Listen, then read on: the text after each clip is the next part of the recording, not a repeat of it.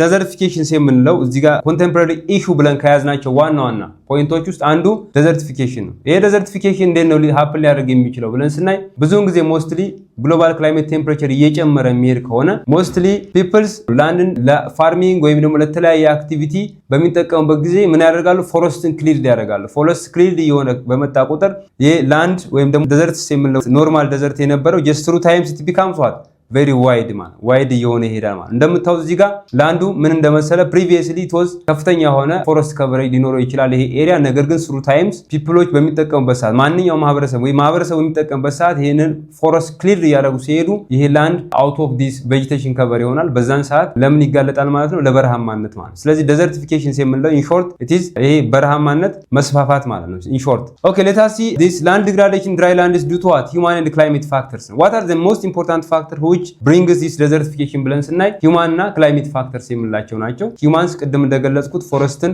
ክሊርድ የሚያደርግ ከሆነ ወይም ደግሞ ሚስ ዩዝ ኦፍ ዚስ ሪሶርስስ የምንጠቀም ከሆነ ያ ኤሪያ ወደ ምን ሊቀየር ይችላል ማለት ነው? ወደ በረሃማን ሊቀየር ይችላል። does not refer to natural deserts most of the times እዚህ ጋር ስናይ እነዚህን በተፈጥሮ የምናገኛቸው ናቹራል deserts previously happened ያደረጉ ኤሪያዎችን ለምሳሌ እንደ ሳሃራ ዴዘርት፣ ካላሃሪ ዴዘርትስ የመሳሰሉት እነዚህ ናሚብ ዴዘርትስ የመሳሰሉትን ሳይጨምር ሞስትሊ አሉን ከነበረው ኖርማል ላንድ ወደ ዴዘርትስ የሚቀየር ከሆነ ያንን እንለዋለን ዴዘርቲፊኬሽን እንለዋለን። ዲፋይንድ ባይ ዩኔስኮ አዝ ላንድ ዲግራዴሽን ኢን አሪድ ሰሚ አሪድ ኤንድ ድራይ ሰብ ሂውሚድ ኤሪያስ።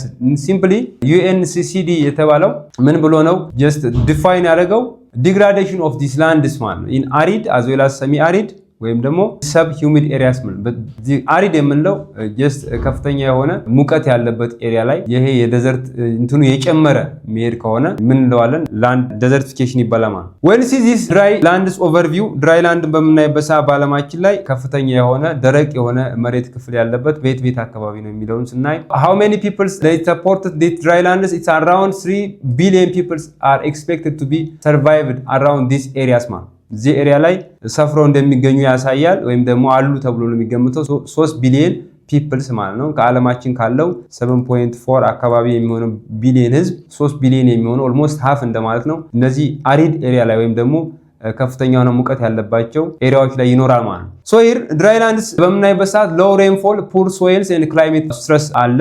70% of dry lands are farmlands already degraded። እዚህ ጋር የምናያቸው ዝቅተኛ የሆነ ሬንፎል የሚገኝባቸው ኤሪያዎች ለምሳሌ እዚህ ጋር ሳሃራን ዴዘርት ማየት እንችላለን። እዚህ ጋር ኤዥያ ላይ ዴዘርት አለ። እዚህ ጋር ዌስተርን ኮስት ኦፍ ሳውዝ አሜሪካ ከፍተኛ የሆነ ምን አለ ሙቀት ያለባቸው ኤሪያዎች አሉ። እዚህ ጋር እነዚህን ኤሪያዎች በምናይበት ሰዓት ሬንፎላቸው ወይም የዝናብ መጠናቸው አኑዋል ፕሬሲፒቴሽን ሬታቸው ዝቅተኛ ነው። ይርሊ ወይም አኑዋሊ ሪሲቭ የሚያደርጉት በአመት የሚያገኙት precipitation ወይም ደግሞ የዝናብ መጠን ዝቅተኛ ነው ማለት ነው። so this dry land the world distribution of these dry lands as well as semi arid የምንላቸው ኤሪያዎች እንዴት ነው የሚለውን ስናይ ይሄን ይመስላል ማለት ነው።